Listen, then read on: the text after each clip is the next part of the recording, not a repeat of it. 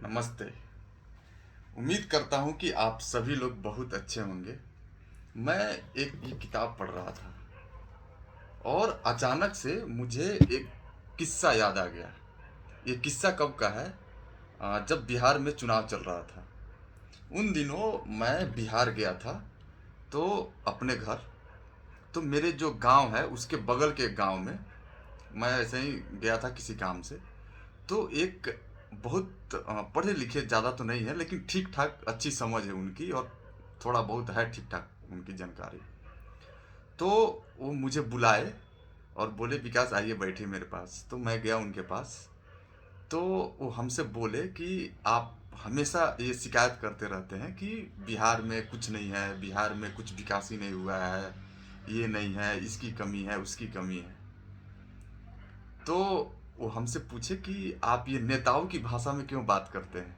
ऐसे तो नेता बोलते हैं, मतलब जो विरोधी नेता होते हैं वो हमेशा बोलते रहते हैं कि ये सरकार ये काम नहीं की, वो सरकार ये काम नहीं की, लेकिन आप तो पढ़े लिखे हैं, आप ऐसा क्यों बोलते हैं?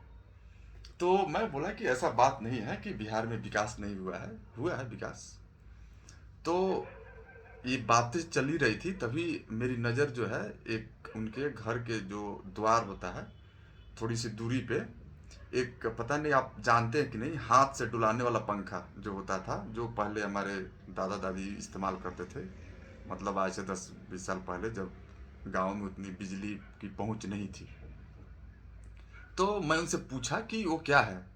तो वो बोले कि अरे अरे आप भूल गए क्या शहर में जाके? मैं बोला क्या है बताइए तो उन्होंने बोला कि ये हाथ से डुलाने वाला पंखा है जो गर्मियों में इस्तेमाल होता है, जब लाइट ना रहे, बिजली ना रहे तब। तो मैं बोला अच्छा ये बात है। तो मैं उनसे पूछा कि आप इसका इस्तेमाल करते हैं? तो बोले कि नहीं नहीं, इसका इस्तेमाल करने की क्या ज़रूरत है, अब बिजली आ गया है गांव गांव। कि आपको दिख नहीं रहा है कि कितना विकास हुआ है, बिजली आया हुआ है? ये सच बात है कि जो बिजली और सड़क है बाकी के गांव को तो नहीं पता, मेरे गांव में बहुत अच्छा है। और हमको लग रहा है कि जब मैं कॉलेज के दिनों में था तभी बिजली अच्छी तरीके से, बिजली जो मेरे गांव पहुंची थी वो आई थी। तो मैं उनसे पूछा कि अगर मैं आपको आज ये पंखा दूं तो आप सो पाओगे? तो बोल रहे हैं कि नहीं नहीं, सोने का तो आदमी सो जाएगा लेकिन नहीं मज़ा आएगा, कि बिना पंखा का तो मज़ा नहीं आता है, कि कम से कम पंखा तो चाहिए ताकि अच्छे से नींद पूरा हो सके। तो मैं उनसे पूछा, अचानक से मेरे उनके बेटा के बारे में याद आया कि उनका बेटा जो है वो गुजरात के किसी इंजीनियरिंग कॉलेज में पढ़ता है। तो मैं उनसे पूछा कि जो आपके बेटा है उसको, उसका क्या हाल है, उसको पंखा में नींद आ जाती है, जो छत वाली पंखा है? तो बोल रहे नहीं नहीं नहीं, उसको तो बिना कूलर का नींद ही नहीं आएगा।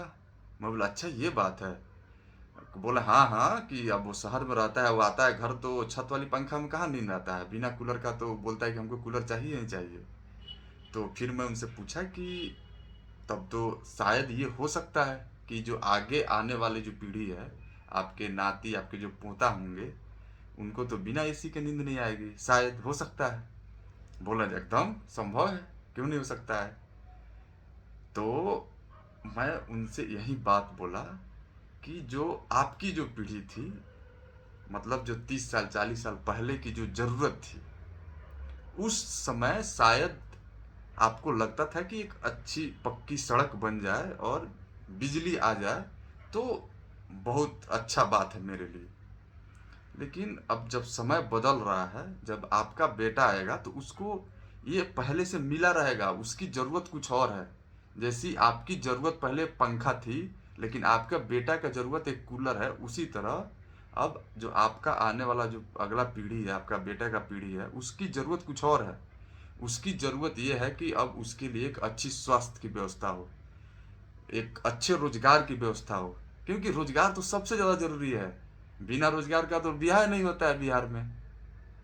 तो सबसे ज़रूरी तो ये है। उसके बाद एक अच्छी शिक्षा व्यवस्था हो, उसके पढ़ने के लिए उसको गुजरात ना जाके पढ़ाई करना पड़े, ऐसा इंजीनियरिंग कॉलेज होना चाहिए बिहार में। तो शायद वो पता नहीं बात समझ गए, अब वो कुछ बोल नहीं पाए। अब पता नहीं आप लोगों की ये बात कितनी समझ में आई, थोड़ी गहराई वाली बात है। आप एक बार और वीडियो देख लेना, अच्छे से समझ में आएगी। धन्यवाद।